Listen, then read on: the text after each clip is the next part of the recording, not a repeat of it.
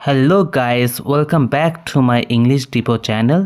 আজকে ভিডিওতে আমি পাস্ট ইনডেফিনিট এবং পাস্ট কন্টিনিউয়াস টেন্স নিয়ে আলোচনা করেছি।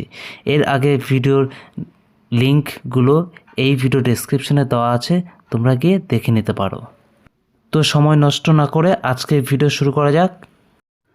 পাস্ট ইনডেফিনিট টেন্স, অতীতে কোনো কাজ করা হয়েছিল কিন্তু বর্তমানে তার ফল বিদ্যমান নেই, এরূপ কোনো অ্যাকশন বা কর্মকে প্রকাশ করতে আমরা পাস্ট ইনডেফিনিট টেন্স ব্যবহার করি। তো আমরা দেখে নিই এর কয়েকটি নিয়ম, যেটা এই বইয়ে দেওয়া আছে। এ, this tense is used for a past habit indicated generally by. এই টেন্সটি আমরা ব্যবহার করি অতীতের কোনো অভ্যাসকে বোঝাতে।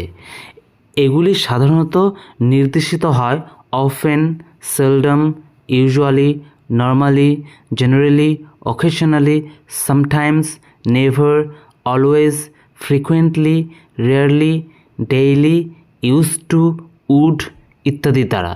উদাহরণ হিসেবে আমরা দেখি 1 number, they never drank wine, তারা কখনো ওয়াইন পান করেননি। 2, he always carried an umbrella, সে সবসময় একটি ছাতা বহন করতেন, মানে তার সঙ্গে রাখতেন। এটা তার অতীতের অভ্যাস বোঝালো, সবসময় সে ছাতা নিয়ে বা সঙ্গে করে বাইরে বের হতেন। 3, I use to go to Delhi by train, আমি ট্রেনে চড়ে দিল্লিতে যেতাম।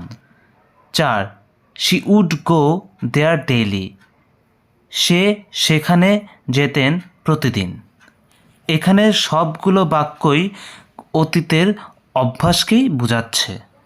এবার B number, this tense is also used for a single act completed in the past, অতীতে একটি কাজ সম্পন্ন হয়েছে বোঝাতেও এই টেন্স বা কালটি ব্যবহার করা হয়। Definite point of time is denoted by, এক্ষেত্রে অতীতের নির্দিষ্ট সময় বোঝাতে since, ever since, earlier, ago, back, before, last, yesterday, the other day ইত্যাদি ব্যবহৃত হয়। তো উদাহরণ হিসেবে আমরা দেখি 1 number, I met your brother yesterday, আমি তোমার ভাইয়ের সঙ্গে গতকাল দেখা করেছি।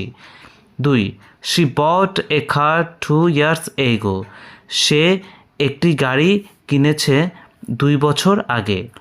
ইট is wrong to say, for example, এটা বলা ভুল। 1, I have mate your brother yesterday, মানে এখানে প্রেজেন্ট পারফেক্ট টেন্স ইউজ করা ভুল। কেন? এখানে পয়েন্ট অফ টাইম দেওয়া আছে ইয়েস্টারডে, তাই এখানে আয়ের পরে হ্যাভ উঠিয়ে দিতে হবে। 2 number, she has bought a car 2 years ago, এখানেও হ্যাজ উঠিয়ে দিতে হবে, কারণ এখানেও প্রেজেন্ট পারফেক্ট টেন্স হবে না, এটাকে পাস্ট ইনডেফিনিট টেন্সে লিখতে হবে যেহেতু পয়েন্ট অফ টাইম আছে। Point of time denotes the time when the action takes place, present, past, future tense. Point of time সেই সময়কে নির্দেশ করে যে সময়ে বর্তমানে, অতীতে বা ভবিষ্যতে কোনো একটি ঘটনা ঘটে। ফর এক্সাম্পল, উদাহরণ হিসেবে দেখি 1, I come here every Sunday, আমি এখানে আসি প্রতি রবিবারে।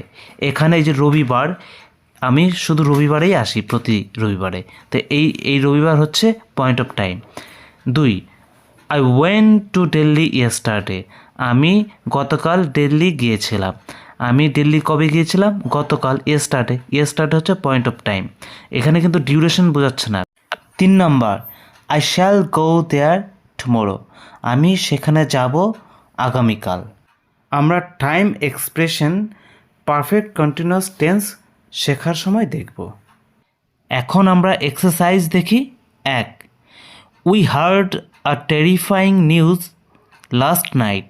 2, they celebrated their success 2 days ago. 3, the police caught the dacoits at 9 p.m. 4, Shima did not find her lost book an hour before. 5, the train did not arrive at 8 at the station yesterday. এখন আমরা দেখব the past continuous tense. A. This tense is chiefly used for past action in progress. এই টেন্সটি অতীতে কোনো কাজ চলছে এরূপ কোনো ঘটনাকে বোঝাতে ব্যবহৃত হয়। ফর এক্সাম্পল উদাহরণ হিসেবে দেখি, 1. It was still raining when I reached there. আমি যখন সেখানে পৌঁছলাম তখনও বৃষ্টি হচ্ছিল। তাহলে এখানে কোন কাজটি হচ্ছিল? বৃষ্টির যে পড়ার ঘটনাটি সেটি হচ্ছিল। তো এখানে দুটো কাজ আছে, একটি কাজ চলাকালীন আরেকটি কাজ হয়েছিল।